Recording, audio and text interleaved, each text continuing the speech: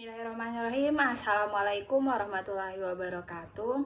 Pada kesempatan kali ini kami akan memaparkan materi kami, yaitu tentang bab 5 penyusunan laporan keuangan PPKD. Anggota dari kelompok 6 itu ada saya sendiri, Radi Kartika Fitri dengan NIM A1C020207, kemudian ada Nurul Istiqomah dengan NIM A1C020194, dan yang terakhir itu ada Rani Elasalia dengan NIM A1C020206. Baik, langsung saja kita pada materi pertama, yaitu gambaran umum sistem akuntansi PPKD. Di sini PPKD bertanggung jawab atas fungsi akuntansi dan keuangan pemerintah daerah. Sementara itu, secara operasional fungsi tersebut dilaksanakan oleh SKPD. Dengan demikian, SKPD menyelenggarakan akuntansi tingkat pemerintah daerah. Di samping itu, sebagai suatu satuan kerja, SKPD juga menjalankan fungsi akuntansi seperti SKPD lain pada umumnya. Di sini ada DPA memuat pos-pos anggaran. Yang pertama itu ada pendapatan. Nah, pendapatan ini ada pendapatan asli daerah, pendapatan pajak daerah, hasil retribusi daerah, hasil pengelolaan kekayaan daerah yang dipisahkan, lain-lain pendapatan asli daerah yang sah. Nah, selanjutnya juga itu ada dana perimbangan, di mana dana perimbangan ini merupakan bagi hasil atau pajak, bagi hasil bukan pajak, dana alokasi umum, dana alokasi khusus. Nah, yang terakhir itu ada lain-lain pendapatan daerah yang sah, seperti pendapatan hibah, dana bagi hasil pajak dari provinsi dan pemerintah daerah lainnya, dan dana penyesuaian dan otonomi khusus. Yang kedua itu ada belanja. Nah, di sini belanja itu ada belanja tidak langsung dan belanja langsung. Nah, belanja tidak langsungnya itu ada belanja pegawai, belanja subsidi, belanja hibah, belanja bantuan keuangan kepada provinsi, kabupaten, kota, dan pemerintahan desa, dan belanja tidak terduga. Sedangkan belanja langsungnya itu ada belanja pegawai, ada belanja barang dan jasa, dan ada belanja modal.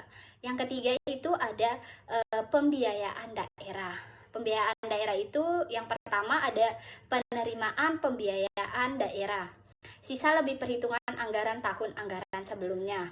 Nah, yang B itu pengeluaran pembiayaan daerah, penyertaan modal atau investasi pemerintah daerah karena SKPD melakukan fungsi akuntansi sebagai PPKD dan sekaligus sebagai SKPD. Maka sistem akuntansi yang harus diselenggarakan di SKPD terdiri dari sistem akuntansi SKPD dalam kapasitas selaku SKPD menghasilkan laporan keuangan SKPD berupa LRA, LO, LPE, dan neraca serta CALK selaku SKPD pada umumnya.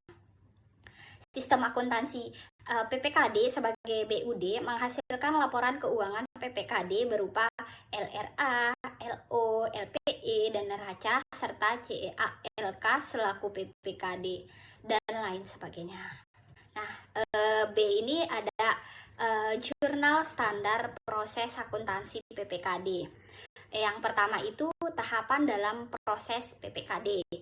Satu itu pencatatan data anggaran ke dalam jurnal anggaran dan pencatatan saldo awal ke dalam jurnal finansial atau pencatatan data anggaran, pencatatan saldo awal.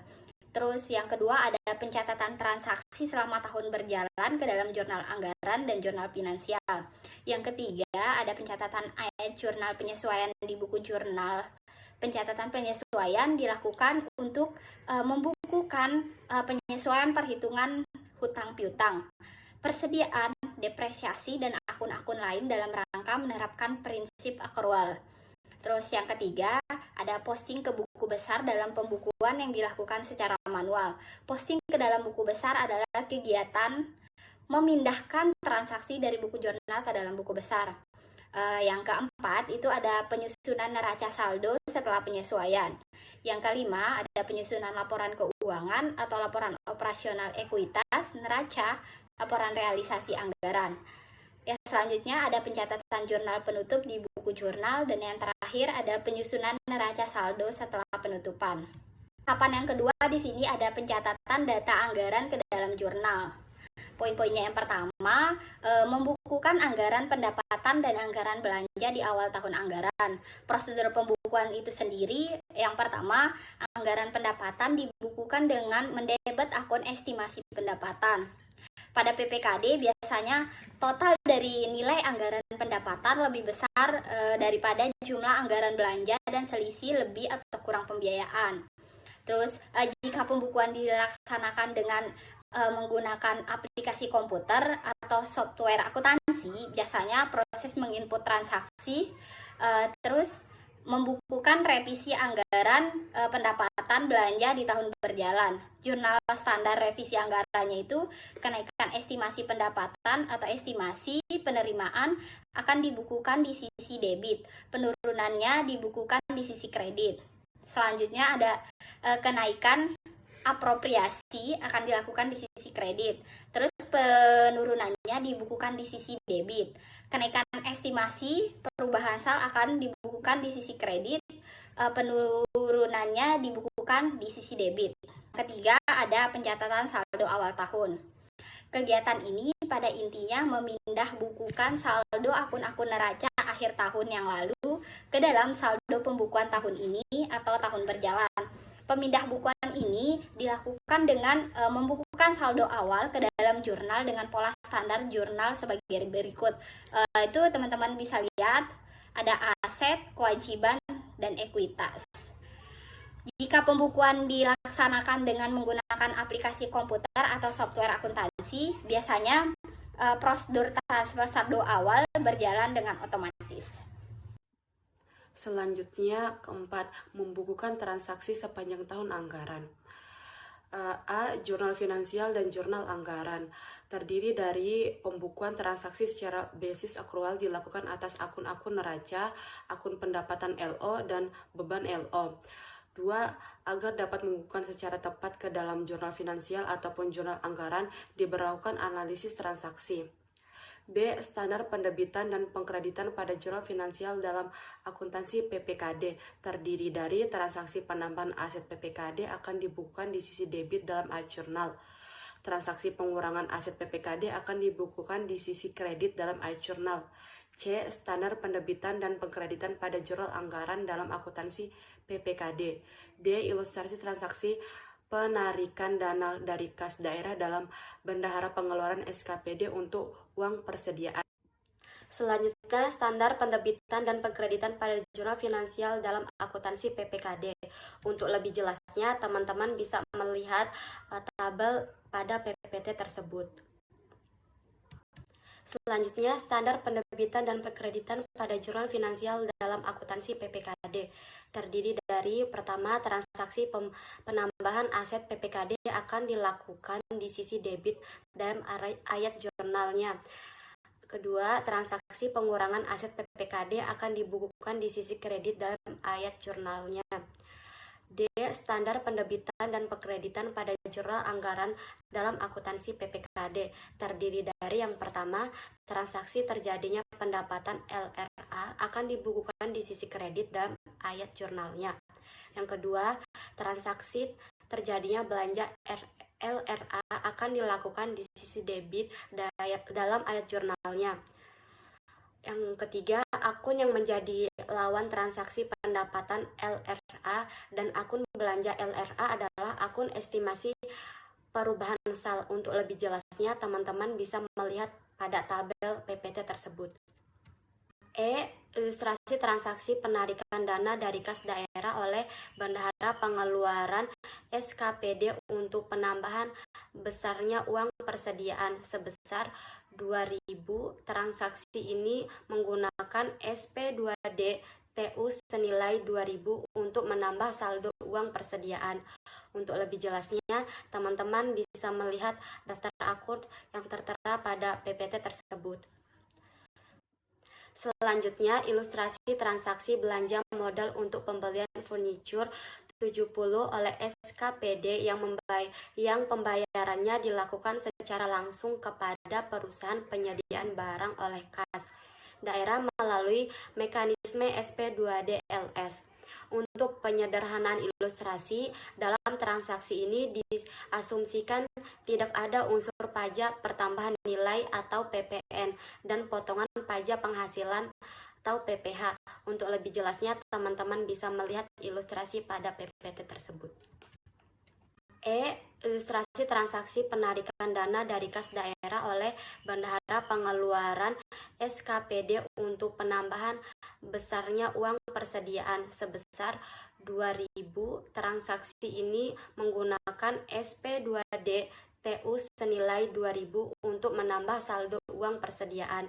Untuk lebih jelasnya, teman-teman bisa melihat daftar akun yang tertera pada PPT tersebut. Selanjutnya, ilustrasi transaksi belanja modal untuk pembelian furniture 70 oleh SKPD yang pembayarannya dilakukan secara langsung kepada perusahaan penyediaan barang oleh kas daerah melalui mekanisme SP2DLS. Untuk penyederhanaan ilustrasi, dalam transaksi ini diasumsikan tidak ada unsur pajak pertambahan nilai atau PPN dan potongan pajak penghasilan atau PPH. Untuk lebih jelasnya, teman-teman bisa melihat ilustrasi pada PPT tersebut. Kelima, membukukan SP2D-GU terkait transaksi belanja uang persediaan SKPD yang mengandung potongan atau pajak. SKPD membeli buku ensiklopedia sebagai inventaris seharga 100 dengan menggunakan uang persediaan. Dalam hal ini, bendahara memungut pajak penghasilan pasal 22 sebesar 2 hingga jumlah bersih uang yang diterima oleh penjual buku seharga 98 pada saat SP2D-GU sebesar 100 diterbitkan untuk pengganti uang persediaan yang dipakai untuk belanja barang tersebut. Pembukuannya adalah sebagai berikut. Untuk lebih jelasnya, teman-teman bisa melihat pembukuan pada tabel berikut.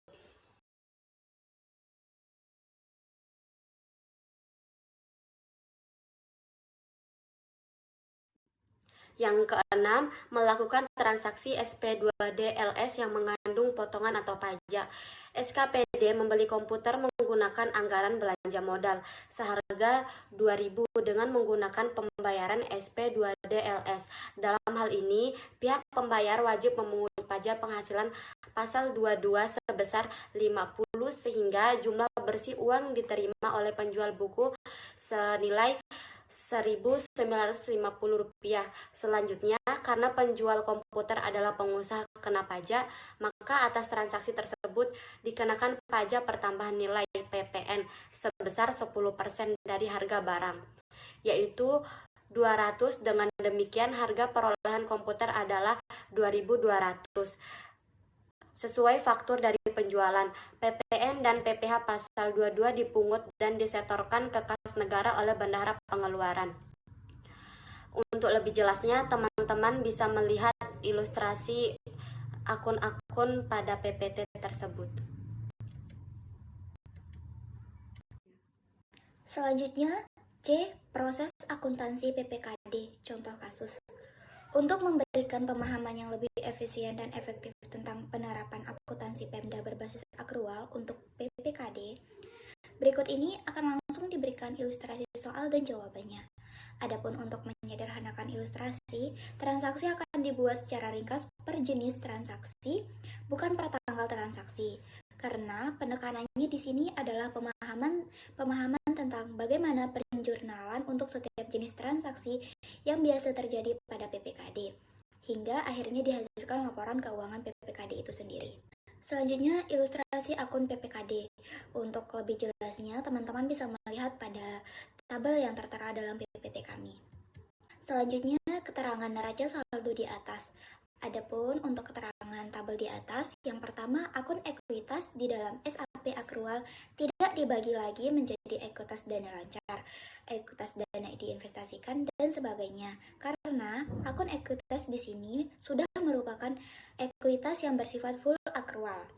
Kemudian yang kedua, PPKD selaku BUD tidak memiliki hutang jangka pendek seperti utang PFK karena potongan pajak pusat maupun iuran taspen akses, dan sebagainya telah disetor seluruhnya ke para pihak yang terkait. Yang ketiga, PPKD tidak memiliki utang jangka panjang. Yang keempat, semua sisa UP di bendahara pengeluaran SKPD telah disetor sampai dengan akhir tahun lalu. Dan yang terakhir, semua pendapatan yang diterima bendahara penerimaan SKPD telah disetor ke rekening Kasda sampai dengan akhir tahun lalu, yaitu 31 Desember 2013. Selanjutnya, informasi tambahan saldo silpa awal tahun 2014 sebesar Rp30.750.654.000. Ringkasan DPA PPKD tahun anggaran 2014 dapat teman-teman lihat pada tabel yang telah kami sediakan dalam PPT kami.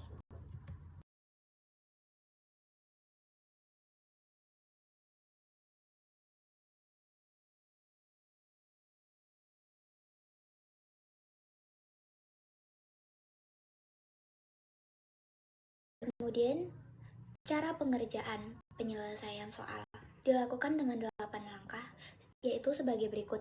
Yang pertama, pencatatan jurnal anggaran dan saldo awal di buku jurnal. Yang kedua, analisis transaksi dan pencatatan transaksi di buku jurnal. Dengan cara yang A, guna memudahkan penyusunan laporan keuangan secara manual, maka digunakan daftar akun sesuai yang diatur di Permendagri nomor 64 tahun 2014 pada pasal 7 dan dalam lampiran ketiga mengenai bagan akun standar atau BAS, yaitu dituliskan kode dan nama akun detail seperti level 5, yaitu rincian objek. Yang B, penjurnalannya dibedakan menjadi 2, yaitu yang pertama, jurnal finansial. Secara default, seluruh transaksi dicatat atau dibuat jurnal finansialnya dalam buku jurnal dengan melibatkan akun dengan kode awal 1 berupa aset, kode 2 berupa kewajiban, kode 3 berupa ekuitas, serta kode 8 berupa pendapatan LO, dan kode 9 berupa beban. Yang kedua, jurnal anggaran. Jika transaksi melibatkan akun dengan kode awal 4 berupa pendapatan LRA, kode 5 berupa belanja, kode 6 berupa transfer, dan kode 7 berupa pembiayaan dan dilakukan secara tunai atau melibatkan kas, maka selain mencatat jurnal finansial, juga mencatat jurnal anggaran. Yang ketiga, pencatatan jurnal penyesuaian di buku jurnal. Pencatatan penyesuaian dilakukan dengan membuat jurnal finansial saja, yaitu melibatkan akun dengan kode awal 1 berupa aset, kode awal 2 berupa kewajiban, kode awal 3 berupa ekuitas, kode awal 8 berupa pendapatan LO, dan kode awal 9 berupa beban. Yang keempat, posting ke buku besar. Kelima, penyusunan neraca saldo setelah penyesuaian. Keenam, penyusunan laporan keuangan yang berupa laporan operasional, laporan perubahan ekuitas, neraca, laporan dan laporan realisasi anggaran. Ketujuh, pencatatan jurnal penutup di buku jurnal. Dan yang terakhir, kedelapan, penyusunan neraca saldo setelah penutupan. Untuk jawaban lengkapnya, teman-teman bisa melihat jawabannya pada buku modul peningkatan kapasitas pengelolaan keuangan daerah oleh Kemenq DJPK.